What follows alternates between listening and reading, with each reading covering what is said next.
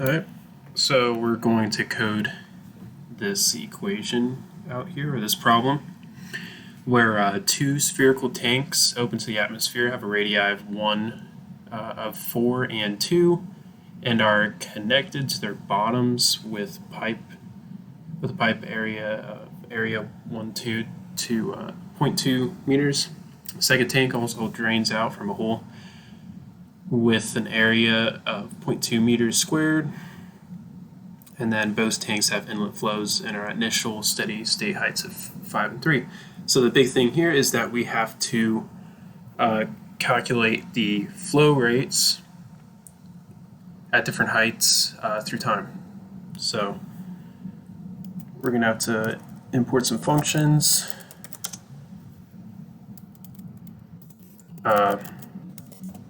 From SciPy integrate import solve underscore IVP, and then have to import JAX, import JAX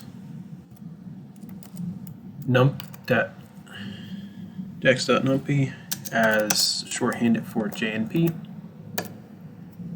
and then from plotly.subplots import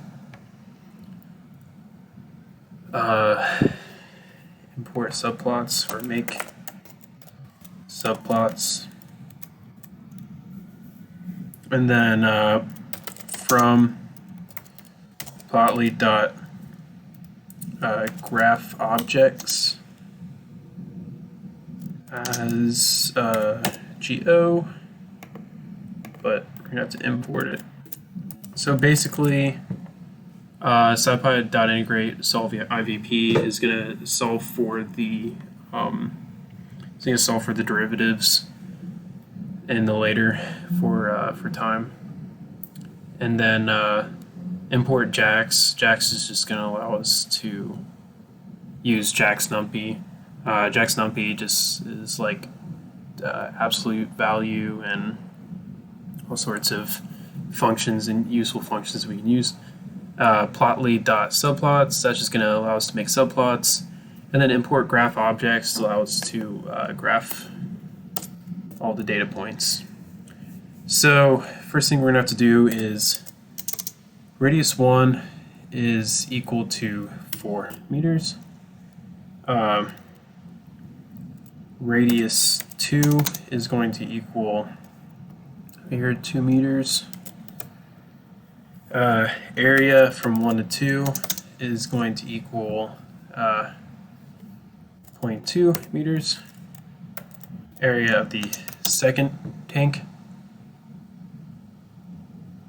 is going to equal 0.2, and then height 1 initially, because it'll change right after, it'll change right after. So we have to label the height 1 initially is equal to, see what it says up here, 5, and then height 2 initially is equal to 3 meters. All right. And then we'll go on to solve for the flow rates, and N initially for each one of the tanks, Q2I initially, or Q2N initially. Q1N initially is just going to equal the flow rate out of it, so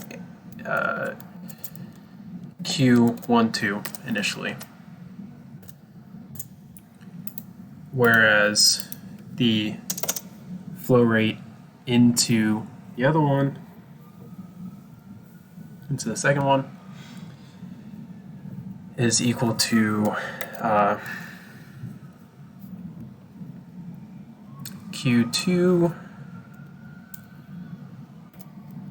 initially, or Q2 initially, flow rate out of the second tank, minus Q12 initially. All right. Now we gotta solve for the Q12I, which is just, or the flow rate from tank 1 to tank 2 initially is just equal to area times velocity, and from we solved before, velocity is just equal to square root of 2gh. So it's going to be area of the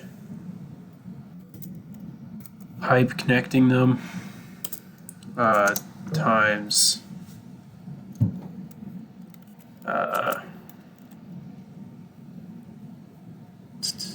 velocity, which is J and P, or Jackson P, dot square root of 2 times G times the height change. So H2 or H1I minus H2I, or H1 initial minus H2 initial. However, it's inside of a square root, so we have to account for that by doing Jax.absolute value. And since we did that, because if there's backflow, it's going to be negative, but in order to account for that, we do JMP. Say if it's negative, there's this function called Jackson.sine, which is just H1 initial minus H2 initial, all that times that.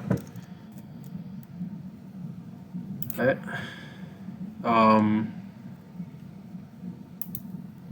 Now we do Q, we solve for Q2 in initially, or Q2 initially, flow rate out of the second tank is just equal to area of the second tank. It's like 0.2 meters squared. Right? Or that's the drains out of a hole, that's 0.2 meters. Okay. A2 times velocity, which is just going to be JMP dot square root of 2 times G times H2. And we have to account for what G is. So gravitational constant is 9.86, but we'll just say, or 9.81, I don't know, 9.8 is good.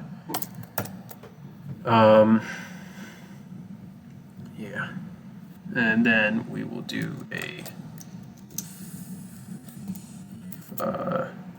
T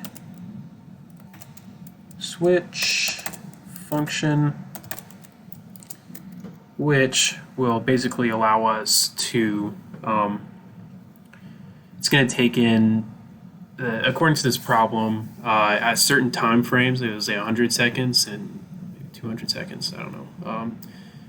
It is, it changes from 0.8 to, we're at 80% to 120% flow rate. So we have to account for that. We use the T-switch equation.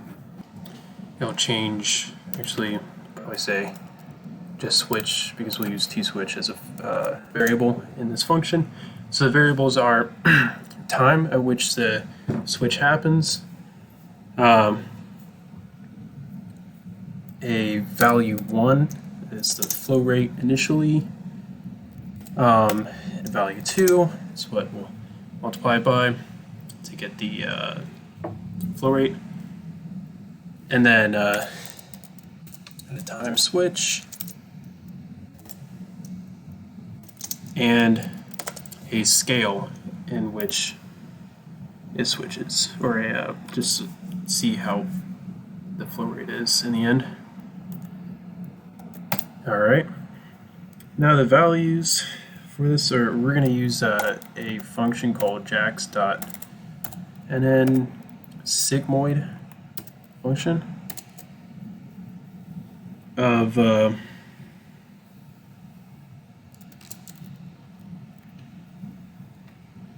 was t, or a time at a time switch divided by a scale that's gonna change the x-axis, and then multiplied by v2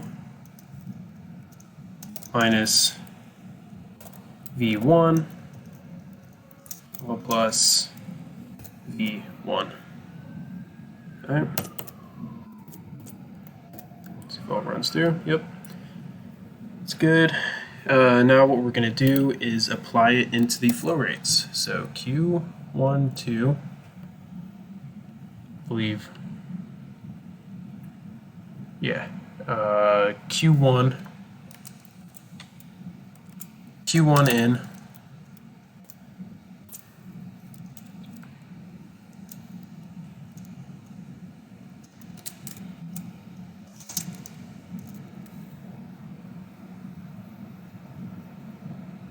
is equal to, actually, this is going to be a function with intakes of, let me see, the time which it changes.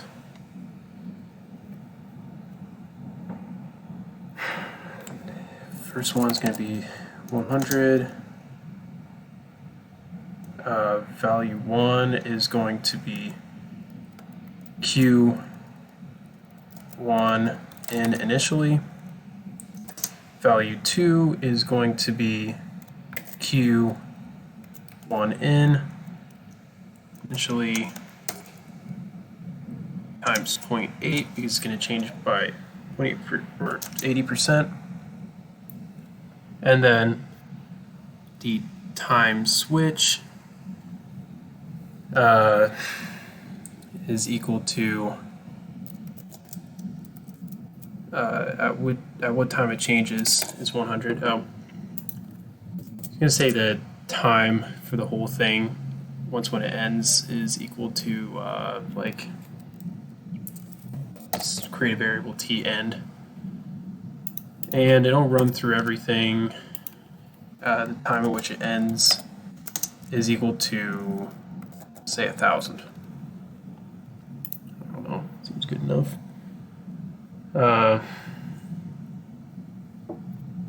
And a scale of like 20.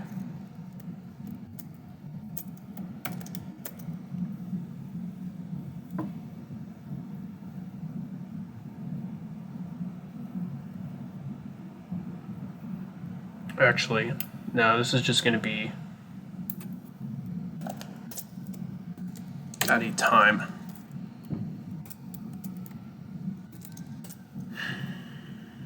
I'm going to bring that down, and then that's going to be what's plugged into the switch function.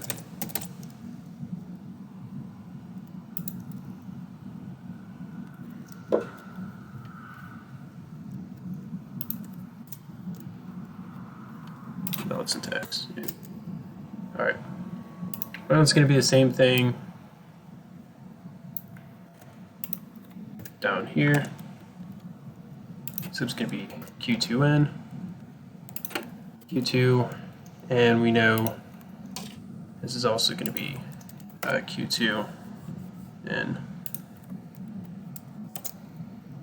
0.2. So we know that at 200 seconds is going to change to 1.2 or 120% flow rate in.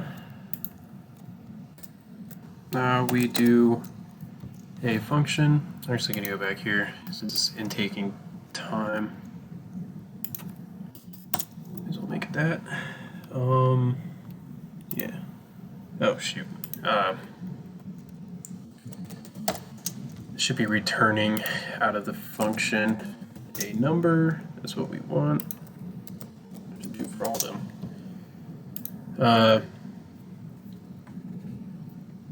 Now this is going to be the derivative function, or the change in volume over time, or the change in flow rates for it. So it's going to be dh dt, or change in heights, and it's going to take in h and t. All right.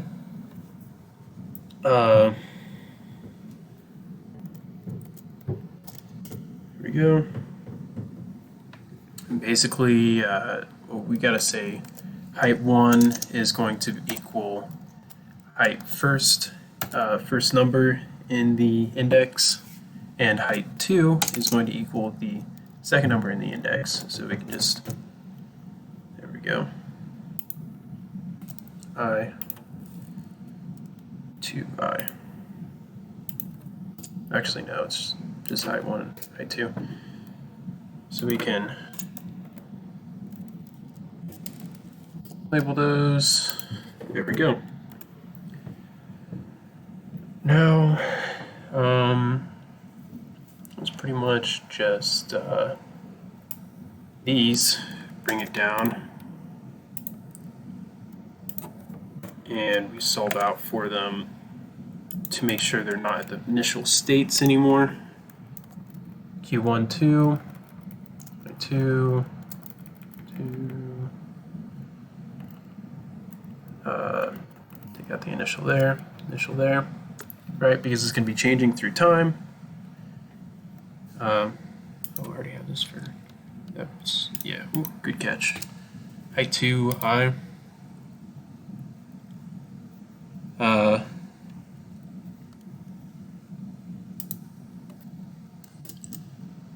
Yeah, everything's good there. And this is just going to return the two functions that we have up here.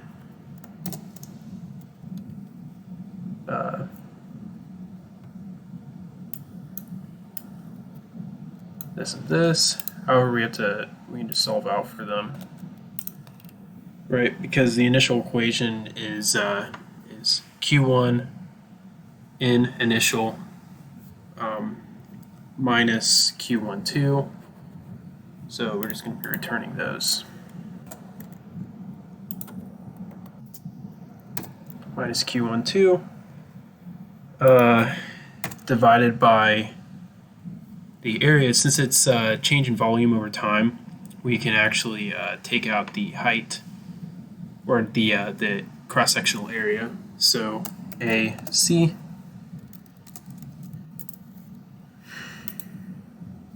we'll divide all of that by the cross-sectional area.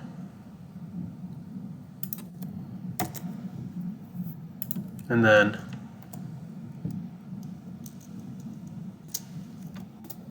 return two things, yeah, just like that.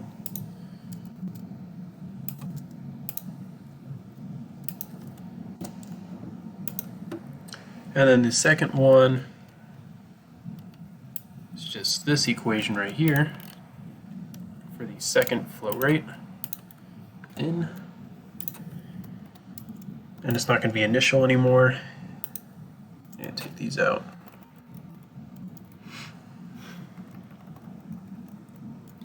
Is it? Yeah, actually, to account for time also. Q1 NT minus Q1, 2, Q2 NT.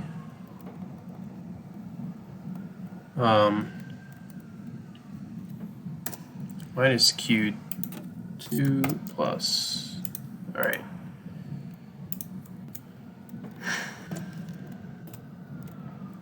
Now we got that down. Oh, this is all multiplied by cross-sectional area But we don't, since it's a spherical tank, the cross-sectional area constantly changes with height, right? So we have to take in an equation or make a function that takes in height and radius of the ever-changing cross-sectional area of a sphere. So height 1 and radius 1. All right. I'll just make it up here. Make a function AC that takes in height and radius. And the function for that is it's going to return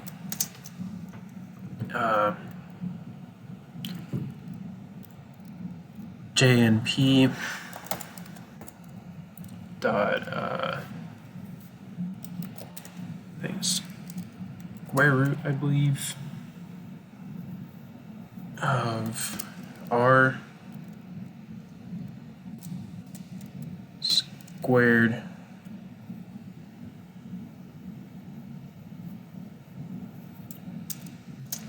minus H minus, or is it R minus, or H minus R squared, yeah. H minus R squared. This should be actually radius minus height, not height minus radius. That would be bad. And it's going to create an array of heights. So JMP dot array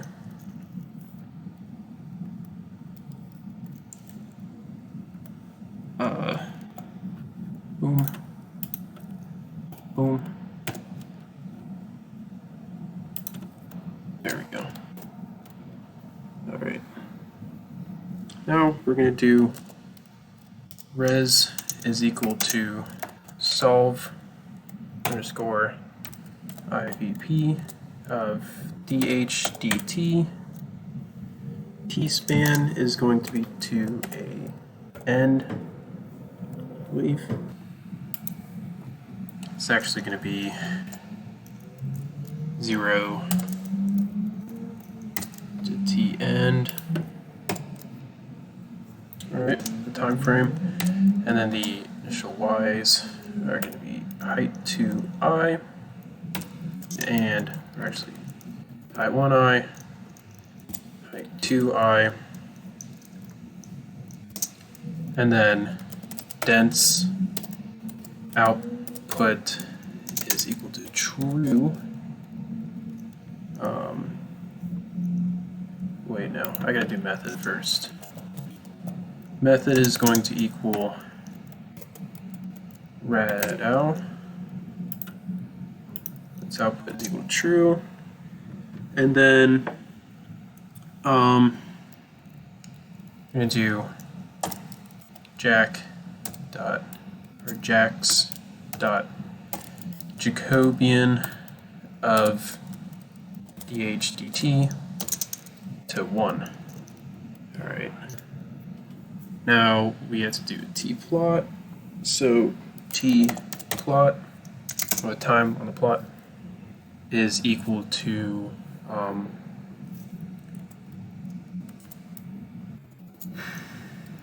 JNP dot linspace from 0 to t end all the way up to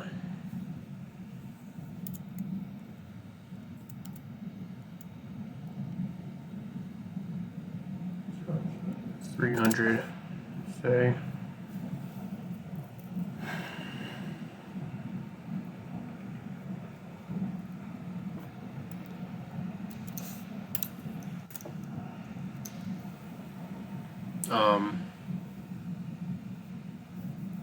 T-plot. Actually, I'll just say 100. No, 300. Let's make Tn equal 300.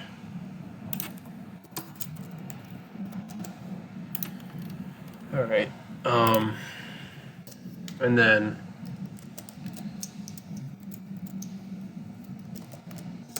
equal to dot sol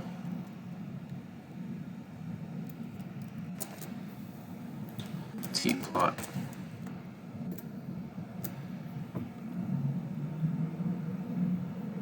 Invalid syntax. Is it like a solve IVP SciPy dense output?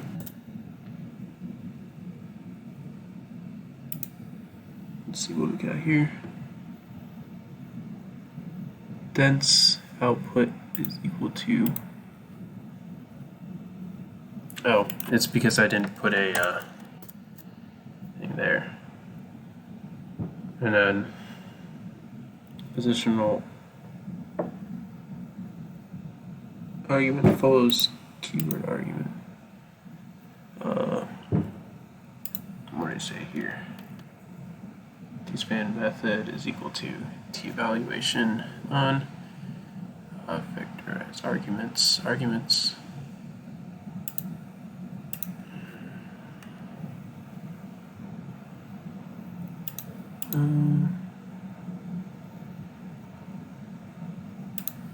there a reason for that? I'll look up jax.jacobian.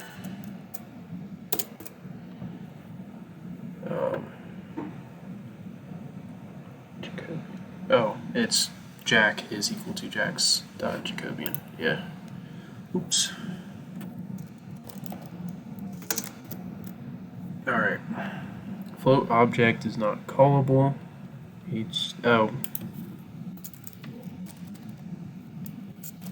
T. Q2 is not defined. Q2. Yeah, that's not right. Forgot to take out an initial in there. Index 1 is out of bounds for axis 0 with size 1. I don't know. Just gonna restart and run it. It usually fixes things up sometimes.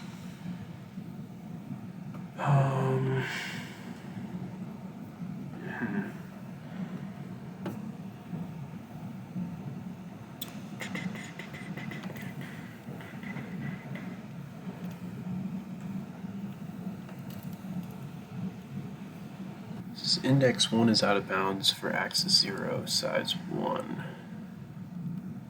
So, yeah.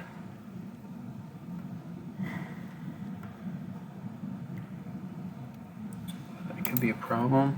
That's supposed to be the area, so jmp.pi times. Still out of bounds. Maybe too many of these. No. Oh, yeah. Okay. It was just, it didn't like the parentheses. Alright. Oh. Res is supposed to be sol. Is equal to res dot sol. Yeah. So we plug in sol, it's going to have all of the heights throughout the t-plot. Now we need to plot this out. Fig is equal to make subplots.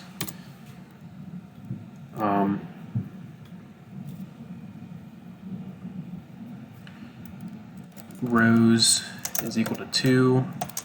Columns, we're going to have 2 columns and 2 rows, one for height 1, height 2, flow rate 1, and flow rate 2, flow rate in, and flow rate, 2.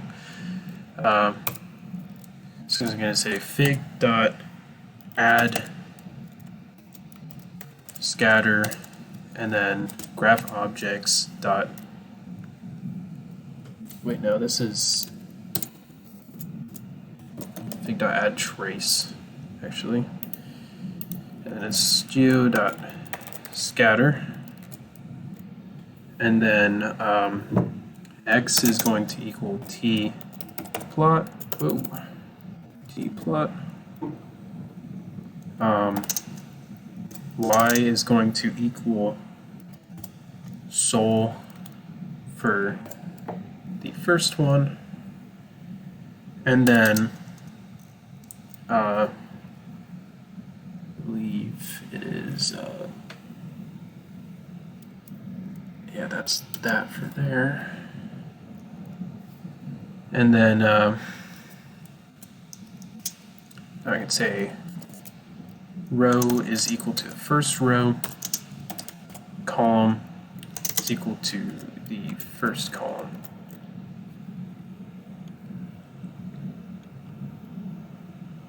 Oh, rows. There we go. Now I got one. Let me just do it for the rest of it. Changing it out for each one of them. So this is going to be, I believe, row 2, column 1. This is going to be row 1, column 2. It's going to be column 2, row 2.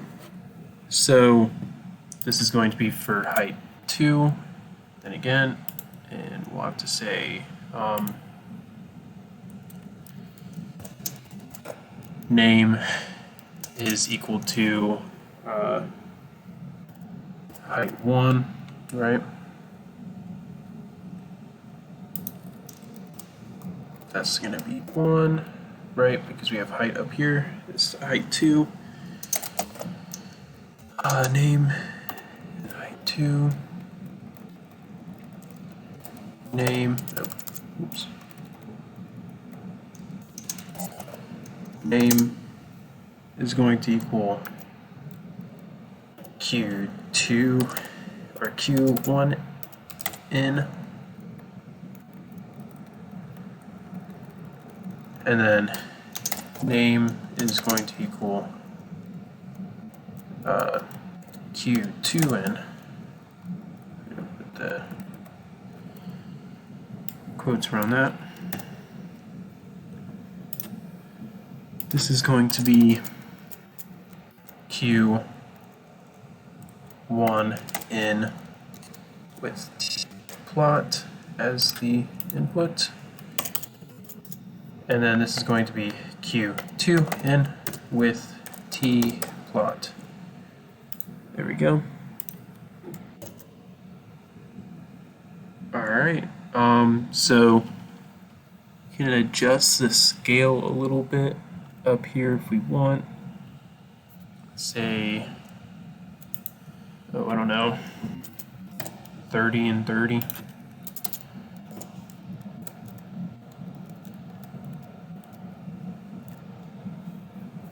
We'll increase it a little more. 50 and 50. There